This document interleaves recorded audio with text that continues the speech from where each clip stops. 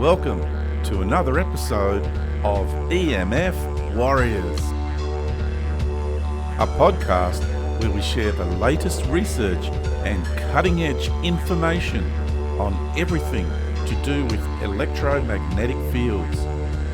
Solution-focused interviews, including genuine real-life stories of people affected by harmful EMFs and how they have fully recovered from their debilitating symptoms. So sit back, relax, and get ready to enjoy another episode of EMF Warriors.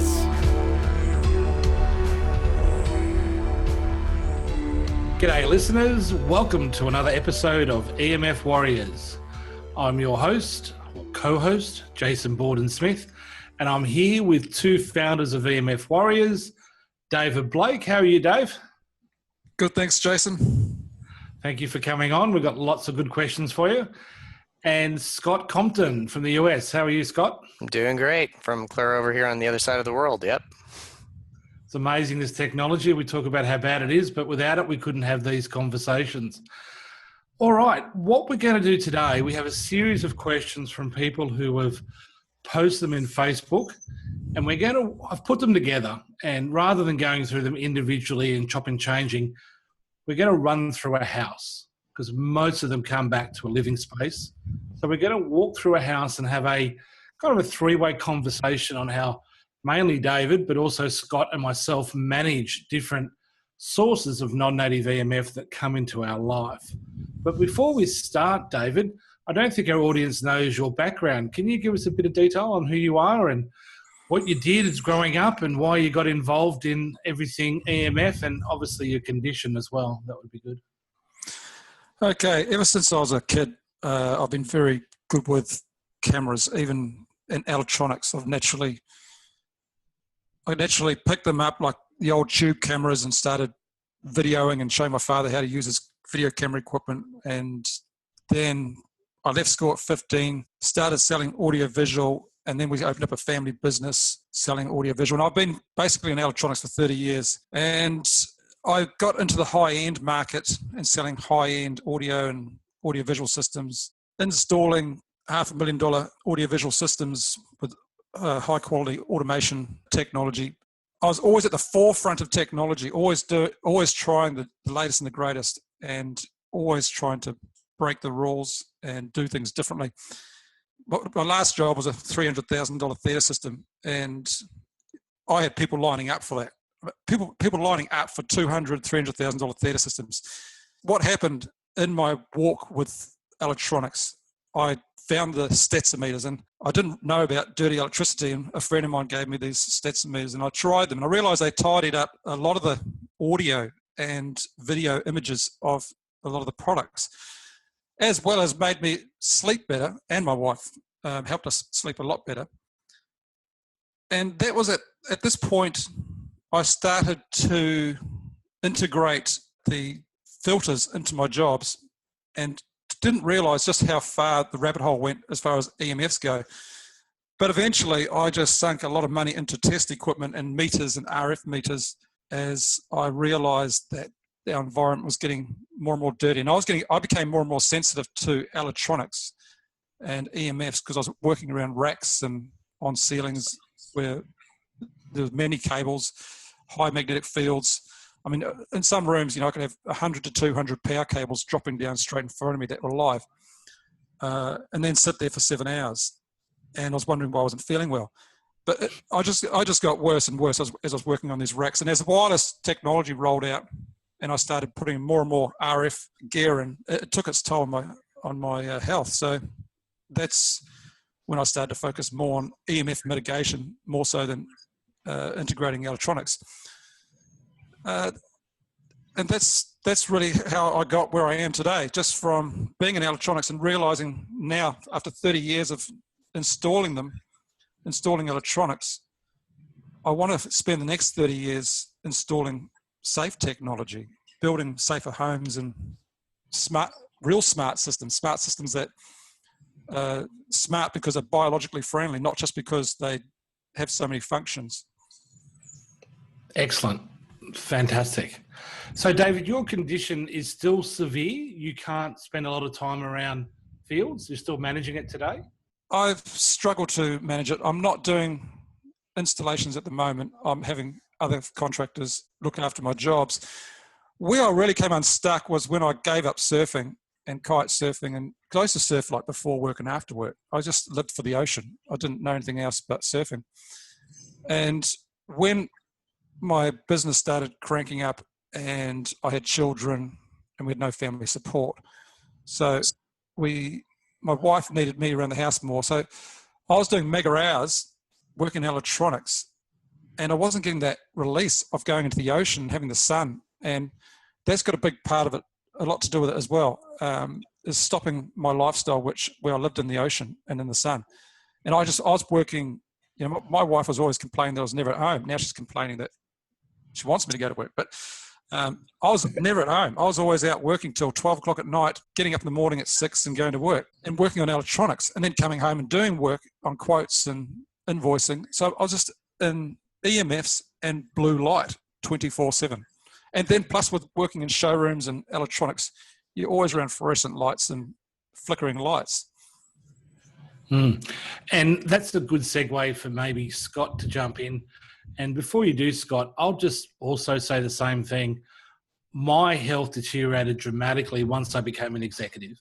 Once I was at managerial level, spending all day inside an office, hardly ever seeing the sun. Like David, I'm beach crazy and I was always down the beach. And losing connection with that nature really had a dramatic effect on my health. And since I've been back in the water and back getting much more nature than I used to, things have really turned around. What about you, Scott? You're our resident quantum biologist and know more about the actual mechanisms on how this works. Maybe we should spend just a couple of minutes explaining a little bit about your background and what you've done for what you labelled as EMF personal hygiene, which I think is a fantastic name. Yeah, this kind of, I've gone through the ringer too, like you guys have, or especially David with, 20 plus years in the tech industry, and just even growing up in my teens, right? Like I got all the latest new computers and really into games and was writing a lot of games, actually game books back then because it was such an interest to me. But I've always been doing this, right, since the age of like 10 and up. And we're going back to 1980 here. So I've been exposed a lot of my life to this. But really through my late 20s, when I was in front of screens all the time on a daily basis, I'm talking like some days I was in front of a screen for 16 hours, right? Just at that time, when you're making certain kinds of games, you just have to do that to, at certain deadlines and such. So knowing having a biology background before I went into games, I put a lot of 2 and 2 together, even at that time in my late 20s, that when I was in front of screens, some weird things were going on in my vision. And this gets into some deeper biology, but basically the rupturing in the back of my retina, some of the capillaries were starting to burst. This gets into molar cells and a lot of stuff with artificial lighting. So a lot of screens, of course, generate a lot of light. Different hertz rates of the light will flicker, and the power grids also, the AC is running the light through your system. So that intersection with the physics into your biology and how your light actually, or your eyes actually interpret that light, and what it does to it when you have the omission of certain frequencies, is really the really bad biological impact that we're seeing in the literature. So if you're out in the sun, under the sun, obviously not looking at it, but you're just walking around under the sun, you're getting blast of all these different frequencies that are more balanced. They're more color balanced, they're more temperature balanced. It changes with the time of day. So you have, in the morning you have a more UVA component, and the UVB component's not there because of atmospheric filtering. And then midday you get the UVB component coming in, and it's an unpolarized light coming through the atmosphere, where the polarized flickering light you get off of the screens, your eye just doesn't deal with it well, and it starts causing damage, and it gets deep into how that damage, it's too deep for this podcast, but The literature's up there, and it goes back actually into the 1980s, 1990s. I mentioned this earlier, I think, to you, Jason, but there's this one amazing study on Muller cells and how monkeys were tested under artificial lighting. And this goes back a long time ago, where they had a lot of detrimental effects within just a few weeks. They could tell that the artificial lighting was damaging in different parts of the eye. Yeah, just so the listeners are aware, what I love about having Scott and David on our team is Scott is the kind of in-house academic together with Jamie Ann, who's not with us today, but he's also very practical and he runs our library. So during his spare time, he searches through PubMed and the other databases looking for all the old articles and all the new ones and curates them to put them in our library. So for those who haven't gone over to emfwarriors.com/library, there is a ton of information if you want to do your own research, get in there on several topics. So there's 25 different playlists, and I encourage people to go over there. Okay, David, we ready? Let's walk through a house and discuss what sources of non-native EMF are coming into the home and how you deal with them. And Scott and I will jump in where we think it's necessary. So to start off the conversation and seeing we're doing a bit of history, let's go back to the late 1800s where there was a war between Tesla and Edison. It's called the AC-DC wars. You can look it up and study it. And this was a battle between the use of alternate current and direct current. Now, what most people don't understand is it was Edison who was pushing the direct current and Tesla who came along and said, no, the AC current is a lot more efficient. Now, I don't think Tesla was out to destroy human biology with this decision. He was just looking at efficiencies and driven by the business people behind the scenes. JP Morgan was backing Tesla and Westinghouse was backing Edison. And I've read a few documents and watched a couple of documentaries, and it seems it was the business guys in a boardroom behind the scenes who got together, both Edison's backer and JP Morgan. So Westinghouse and JP Morgan got together and decided that they were going to go with a more efficient energy source, which is the alternate current. Now, David, you're not a fan of alternate current. You want to tell us why? Well, alternating current alternates basically. So current's going backwards and forth, whereas DC is a constant power. So it's not altering anything. So if we're to run low voltage DC through a house, it's a lot easier to control than AC. See, once upon a time, old fridges and washing machines, the power supply used to use the entire sine wave. So there's no issue with dirty electricity. But now we've got these smart electronics and digital electronics, which don't need all this 110 volts or 240 volts of alternating current. And they just take little bits of it. And as it takes little bits of it, it chops up the sine wave and creates harmonics and dirty electricity. So what we really need to be doing is building homes in a way where we've got like hybrid homes, similar to the hybrid cars. So you would have your back end of your house driving your appliances like the fridge, the washing machine, dryer, and then have your lighting all DC, even running off power capacitors hooked up directly to a solar system. A lot of the technology today doesn't even need to be hooked up to the AC alternating current. I'm in the middle of converting our house at the moment to DC lighting. So our lighting runs off solar direct, and at night it runs off batteries, and it's 12 volt LED lighting. So there's no alternating current going through it.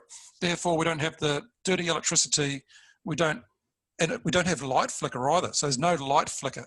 Now, even if you have the right light bulbs that are pumping out the right light, it's still got flicker. So DC eliminates flicker. AC creates light flicker. And that's another huge issue, just as big as dirty electricity. So when you sit in front of your plasma television or your LED TVs, they're flickering as well. They're all flickering, all this light's flickering. Whereas DC, a complete DC source, will eliminate that. So my focus has been to slowly move into DC where I can, and trying to find a market where people want to design homes around a hybrid system where you've got an AC back end to run your main appliances, and then just do DC 48 volt or 24 volt, 12 volt through the rest of the house using ultra caps, ultra high capacitors, and super caps, which are now getting up to speed and becoming just as efficient, well, almost as efficient as the lithium ion battery. So we've seen how lithium ion batteries have taken over the lawnmowers and the drills and the weed whackers. What are weed whackers? That's Australian term. Sorry. No, it's also here in the U.S. as well. Yeah. They call them weed whackers? We do. We weed whack up here too. Okay, but so they're all using lithium-ion batteries now. Yeah, I actually have one. I actually have a lithium weed whacker. Okay, well, give it a few more years, and they'll be capacitor-driven. So there'll be capacitors instead of lithium-ion batteries. The great thing about capacitors is you can charge them instantly. You don't have to wait around. You just plug it in, it's charged. And then you can draw as much voltage or current, you can draw as much current out of it as you want, whereas a battery, you're limited. So capacitors will change the way vehicles and technology works. But I'm so over dealing with dirty electricity and chasing my tail with, I just got a smart meter installed next door to my neighbours yesterday, so I'm going to have to go and measure that. And that's going to cause dirty electricity to come through my line, coming into my house, because I'm connected to the same point at the power lines. Now, whenever I go into homes, it's always the AC power on the ground, the magnetic fields from the electrical grid, and the house that are usually the main problems, followed by cell phone towers and Wi-Fi. So to eliminate the AC fields, you can use, to eliminate dirty electricity, you can use filters, but they can sometimes cause other issues as well. And these Setzer filters and green wave filters don't always fix every home. I can put a couple of filters in one home and it'll completely fix the job. But in other homes, I can put 10 or 20 filters in and it won't move the dirty electricity. So I do install type of capacitor. It's like a dirty electricity filter like the green wave and Setzers, but it's a power capacitor. And I put them in line. It's equivalent to 3 Setzers. So like for my house, I've got 3 filters, but those 3 filters are equivalent to 9 Setzer filters. And I prefer to put the filters in where the power comes in from the road. But ideally, I'd like to be working with customers who are building or renovating, who want to run DC through most of their house and just have a AC back end to it. Hey, David, I have a quick question for you. Is it conceivable to use like chokes instead of filters, like coming into the home? Yeah, the chokes are very important to use on your keyboards, transformers, switchable power supplies, televisions, Ethernet cables, phone cables, coaxial cables coming from the roof. Because everything's been digitized, we've got all these high frequency transients going right up to the megahertz, traveling on these wires and on the shielding. So this day and age, you really need to get yourself a handful of chokes and just basically the chokes clip onto your cables and you clip them onto where they plug into the product. And I use them religiously. I struggle to use a computer without chokes on it. I can feel the difference. And those chokes are available in the US directly off Amazon. You bought some directly off Amazon, didn't you, Scott? Yeah, I bought some recently. It's funny, they're actually should be here tomorrow, but yeah, I bought the ferrite cores, I believe. And in my home, I've been using Stetzers, and I have a Setzer meter as well. And this home is great because compared to my Seattle home, I was getting on average 500 to 700 GS units, typically even in the home after a few Setzer filters, kind of like what David was saying. And I had to, at that time, I actually bought a load of Setzer filters. I bought something on the order of 17 of them. And I noticed that even when I was using them, see, they draw a little bit of power too. I was using them and I was overloading some circuits with them, and I was actually causing more problems. So in certain places in the home, and I knew this because, I could measure things with all my meters, and knowing that, oh, I put a bunch of Setzer filters on this side in my kitchen. Now down the line, I'm actually getting a lot more problems and strange, readings and higher GS unit rates in certain parts of that home. It was like wired really weird. But here in this home, I'm only using, I think, like 6 filters altogether, and mainly I'm using them kind of around the computer areas, because my computers specifically are my biggest culprits in my home currently for generating a lot of dirty electricity. But now that I have some houses being built in across the street, I'm noticing through my main dining room area, I got a maybe like another 50, 60 GS units coming through now. So I have just one Setzer filter on the back side of the house where the power comes in. And then I notice after testing through all the circuits in the house, it's pulled everything down to about 20 GS units, which is pretty low. Yeah. So Scott, let's go back a step, because David, you'd like the AC power that most of us have to use today to come underground and up through a concrete slab in the garage rather than through the roof. Would that be right, Dave? That's the best way to bring it into the house? Yeah, great point. Thanks for bringing that up. That's one of the most critical things you can do, especially if you've got a tin roof. We have a lot of tin roofs in Australia, and when you've got the power coming in overhead and connecting just under the roof, the entire roof gets electric field going through it, and that just magnetizes the metals and creates an electric field throughout the whole roof. And it's quite common just to see homes, even with the power turned off, with excessive electric fields just from the power being overhead.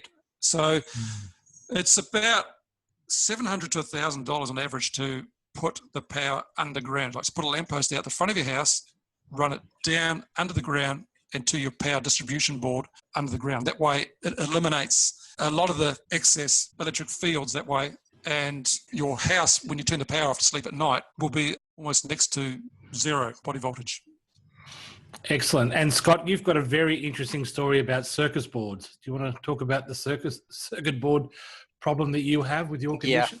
Yeah, it's mainly because of my ES issues, but I've been turning off my circuit breaker to my rooms for probably 4 or 5 years now, because I get such wonderful sleep. I haven't had any sleep issues since. That it's been a huge contributor, and it feeds your circadian biology as well, because there's definitely like studies with interactions of electric fields and magnetic fields influencing your pineal gland and your melatonin production. So when a lot of people think about, melatonin, I want to retain it with my blue light, not getting a lot of blue light, especially in the evening.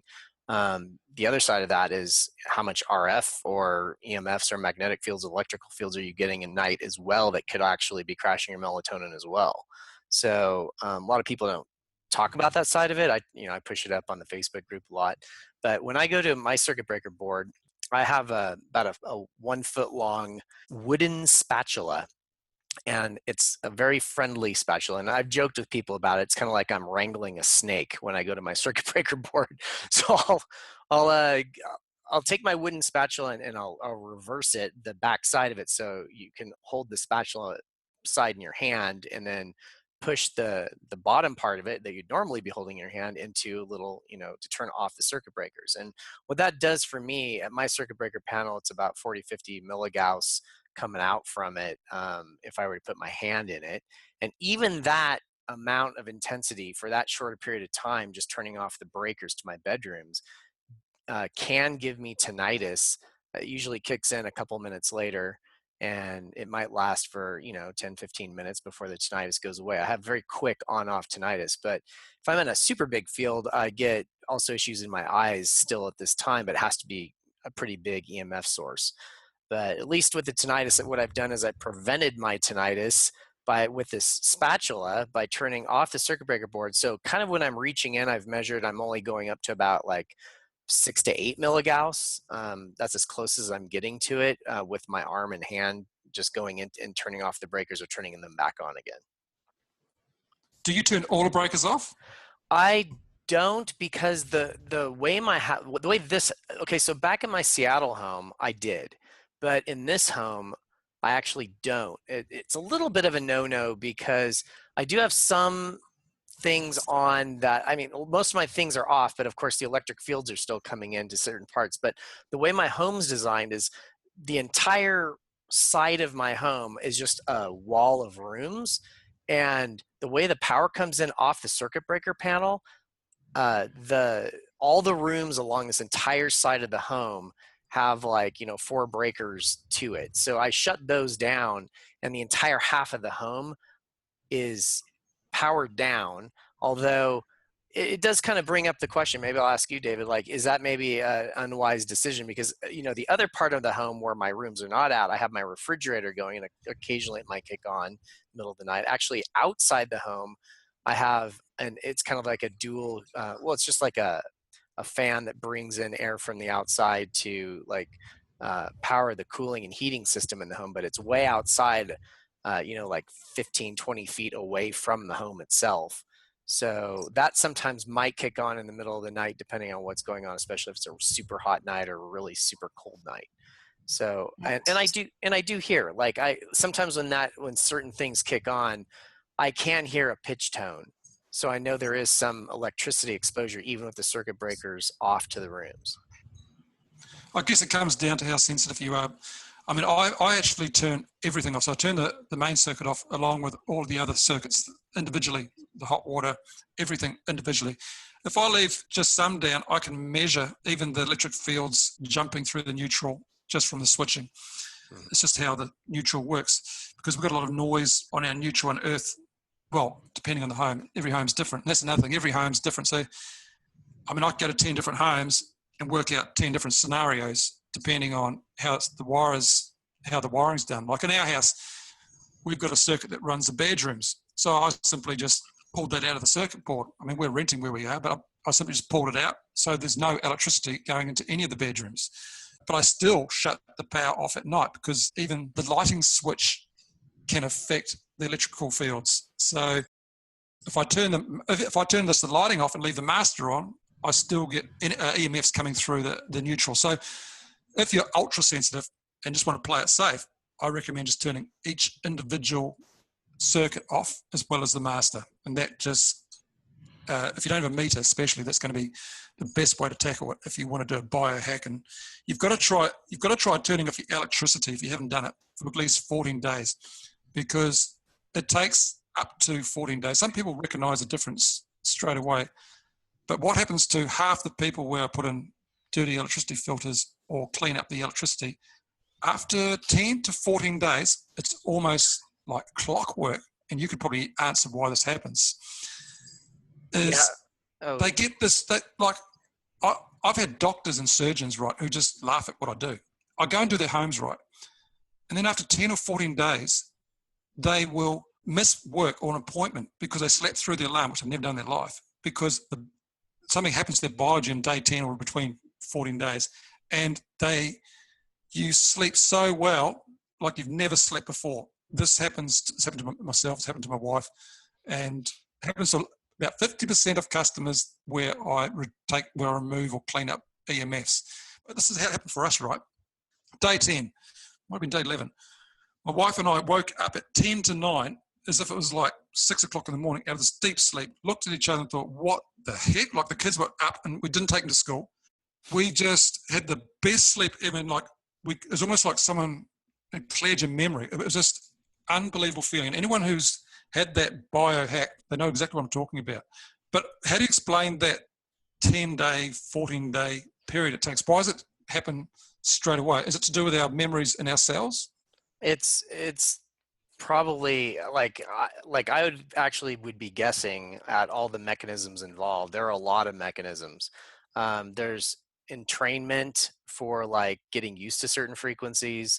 There's, of course, the melatonin, like I was talking about before, the pineal could be unhindered. So then it's generating more. And actually even the gut, your gut's your second brain. So I think there could be a lot of interactions overall. We're pulling in all this energy all the time, and the body's trying to compensate for it in these frequencies. But then, you give the body a time to relax, and the body it heals itself. I mean, that's the biggest takeaway that, I've learned over the last 10 years is you got to let the body heal itself. And when you put it in the right environments, it will do that.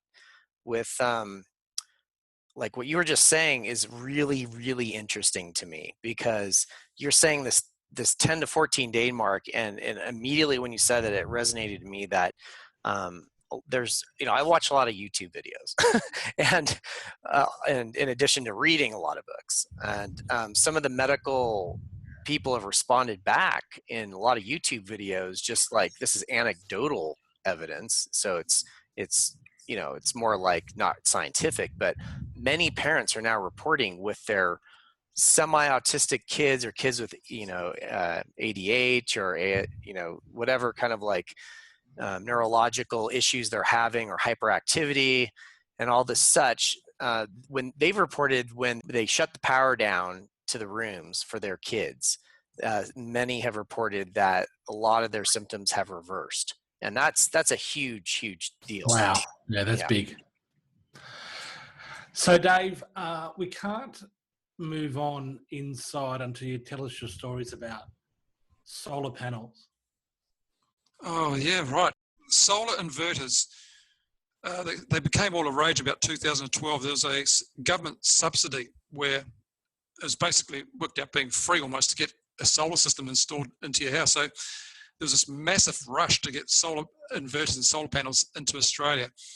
And what we saw was these inverters coming from China, which had high distortion rates, high harmonic, just total harmonic distortion, THD. So what China couldn't sell in Europe, they dumped on Australia because our standards are really relaxed. So our THD standards are highly relaxed. So you can get away with huge amounts of harmonic distortion, whereas in Europe you can't. It's a lot tighter. So what people are waking up to it now, people are buying much better inverters, where they're buying inverters with ultra low THD distortion levels. So because the sun's DC and it's got to convert it to AC, the cheaper inverters just do a really messy job of it. So there's all these transients riding on that 50 hertz sine waves. So and this was after I started selling the Setzer filters. All of a sudden we were faced with these homes which had solar inverters, and you could put 20 Setzer filters in and only just get a handle on it. And so we went back to the drawing board and started building basically power capacitors systems where you could bolt it in between the power board and the solar inverter. So the power would come into the solar inverter, go through the capacitors, be cleaned up. The capacitors work like the Setzer filters. That's what the Setzer filters are. They're basically a capacitor, the same as the green wave systems. So we just built some really heavy duty ones. Only problem is the sine. When you looked at the sine wave close up, you could actually see there was some stepping. So that's why some people get a bit ill from. So you remove the dirty electricity, but you can end out with other issues. So as soon as you start cleaning up this dirty electricity, especially with solar, there's always going to be compromises. So you can clean up 80% of the problem, but be left with something new. But anyway, with these solar inverters, it's like every 10, you drive down the road and see them going up literally. It was huge. And what I've found over the years is that the people who had solar inverters installed with ultra high levels of dirty electricity, I'm talking 1500 GS units and 2000 GS units between sunrise and sunset. Wow. I've seen so many marriages destroyed because you've got such high levels of microwaves in a house with these solar panels and inverters that I have seen marriages just being completely turned around just from fixing up their power and giving them a clean environment. And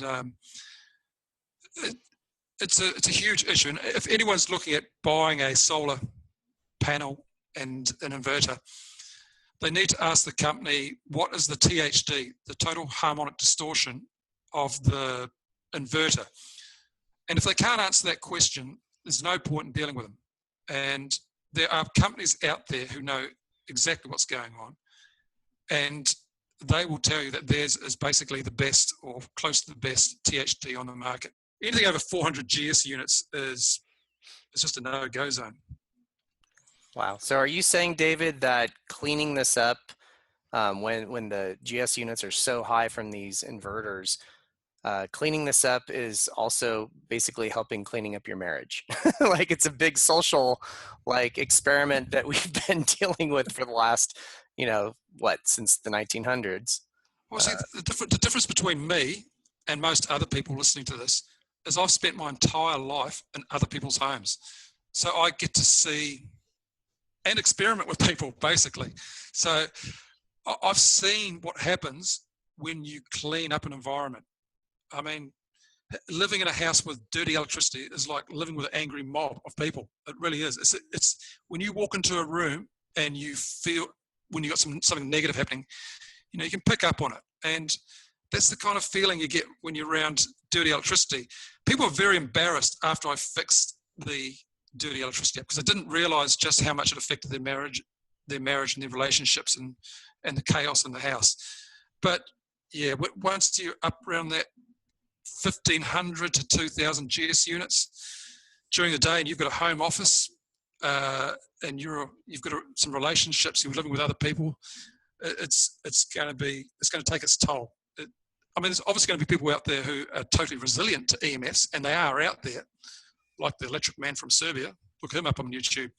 But most people, not most, I should say most, sensitive people will get taken out by these microwaves long term. Yeah, biologically, it makes a lot of sense because you've got kind of this yin-yang system going on with your cortisol and your melatonin.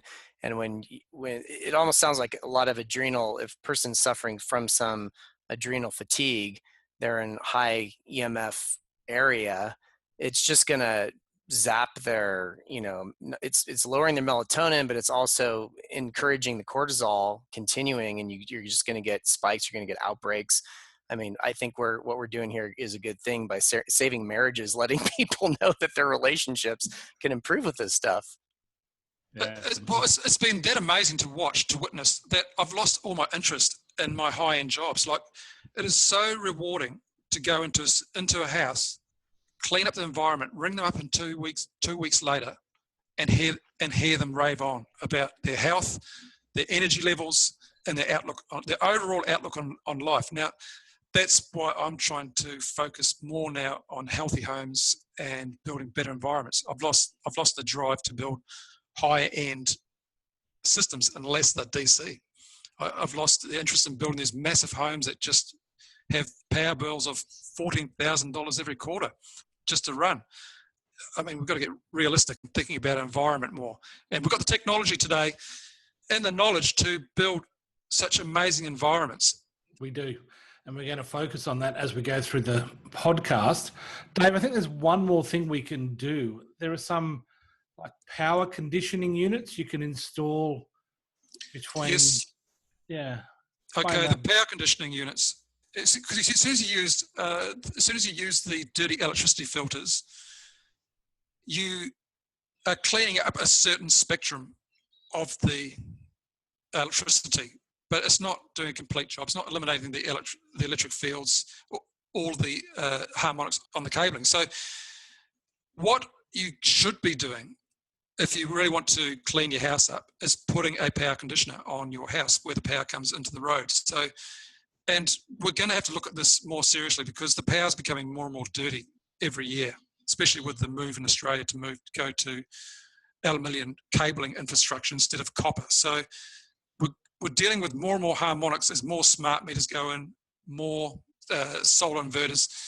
So we basically need to build that 50 hertz sine wave from scratch. And you can only do that with a power conditioning system. Now, to do a whole house, it's expensive. It's between $7,000 and $10,000 in Australia to do. And that doesn't even necessarily clean up your whole house because a lot of the time the dirty electricity can come from within the house and it's got nothing to do with what's coming out in the road.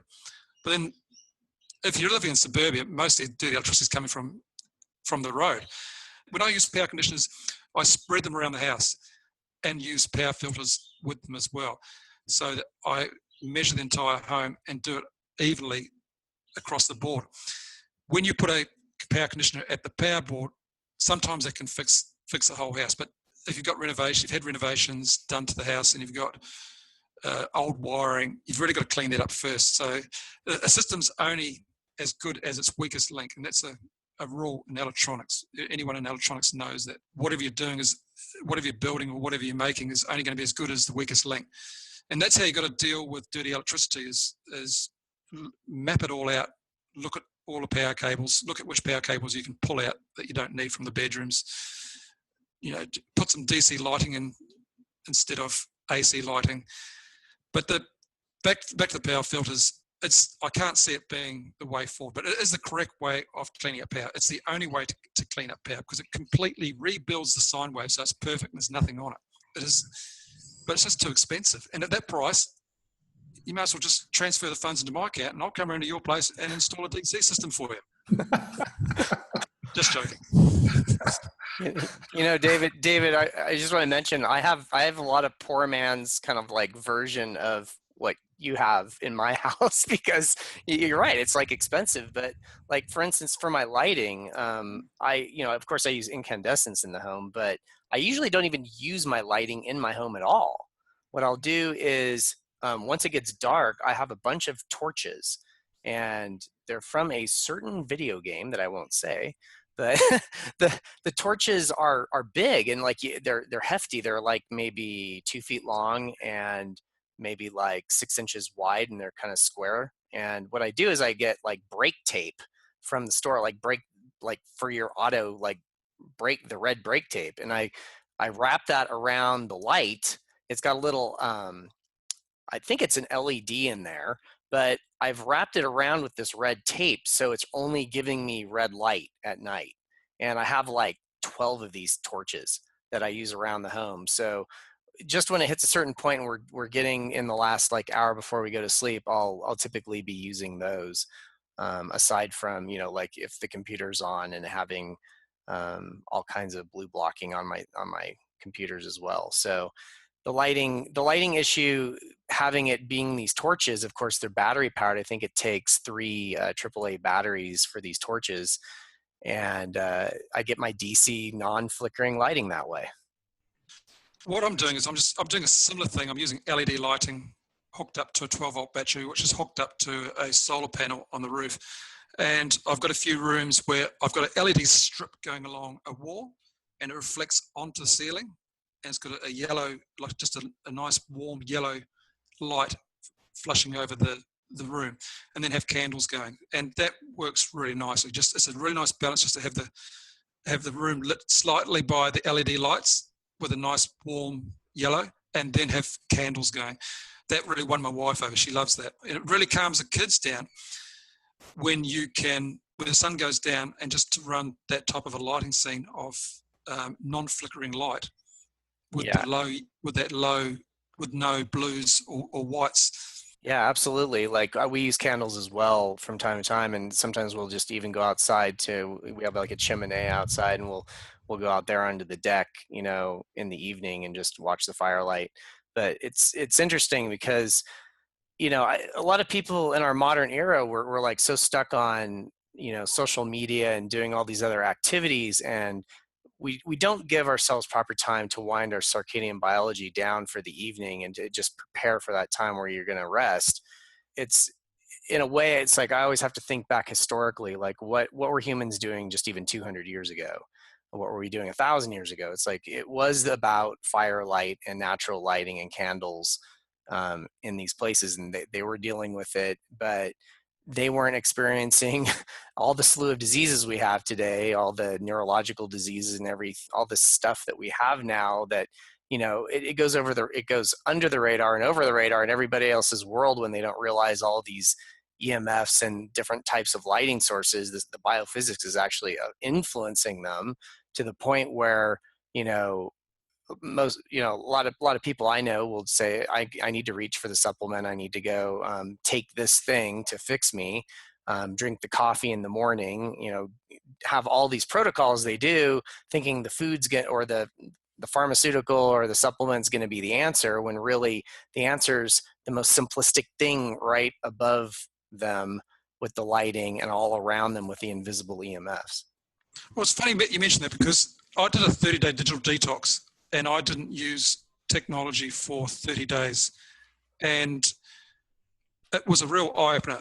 You probably only need to do 10, 14 days, but ever since I went back to the computers, I haven't been able to look at the screens for very long. And I struggle with alternating light. And I just can't, my eyesight came good. I can't even put my reading glasses on. I can't see through them. My biology just bounced back so quickly once I got to about day 10. Yeah, like what you're saying is resonating with me about, like, this is why people just instinctually know, even in this day and age, if I want to feel better, it's time to go on vacation. And typically that vacation is, let's go camping. And man, if they get out there for 3 or 4 days camping, or, over to the beach or whatever, that's more in tune with nature, they feel it and they know it's better. And then they look back on the last 10 years of their life, and a lot of those moments stand out to them is when they went to a different environment. They got literally different frequencies. One trip up to Scotland that I took I went up to Loch Ness and stayed at this remote place in the middle of nowhere, where I remember to this day there was no electricity around it, and I felt like amazing around there. It's like those are the moments that you start remembering, and they almost feel like they're done in slow motion when you look back on them, because you're really experiencing nature, which is probably slowing down time for your biology.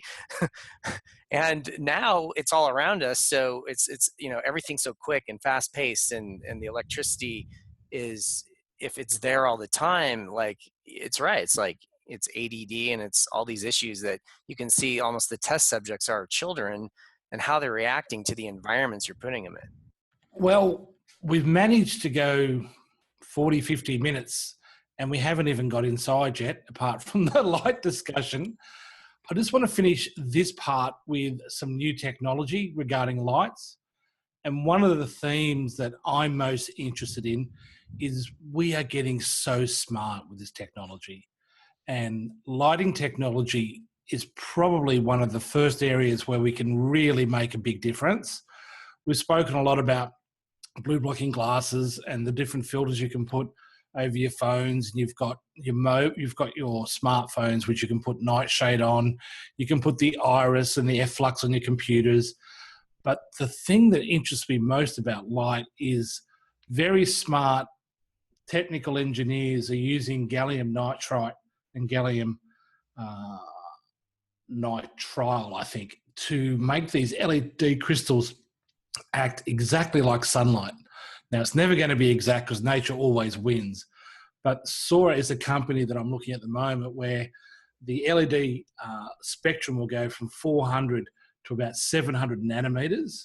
So it'll do most of the spectrum of the sun, and you can actually program those lights to come on with more of the IR and UVA in the morning, just like the natural sunlight, picking up to the higher UVA, UVB during the day, and then going back down to the IR, UVA in the evening. So we should be able to have lights that we can install with David's DC electronics, where we can go pretty close to mimicking sunlight indoors. And for me, this is a huge impact for offices, for schools, and all those indoor areas that most of us live most of our life, whether we like it or not. So with that, we're going to end part A of this episode with David and Scott and myself, and get on to recording part B. Thanks, everyone. Thanks, David. Thanks, Scott. I'll see you soon for part B. All right. Thanks, Jason. See you, Jason. See you, Scott. Thank you for being part of the EMF Warriors community. We look forward to bringing you our next episode. Be certain to join in discussions on our EMF Warriors closed Facebook group. And make sure you subscribe to our fortnightly newsletter. to stay up to date with global developments. If you would like to learn more about us, go to emfwarriors.com, where we have curated an amazing library of free information, resources, and solutions to your most pressing EMF concerns and needs. Because together we can make a real difference. The materials and content discussed within this podcast are the opinions of host Jason Bawden-Smith and Scott Compton and guest interviews. This information is intended as general information only for listeners of this podcast. Listeners should always seek professional advice, and the content and opinions expressed in this podcast should never be construed as a substitute for professional medical advice, diagnosis, or treatment.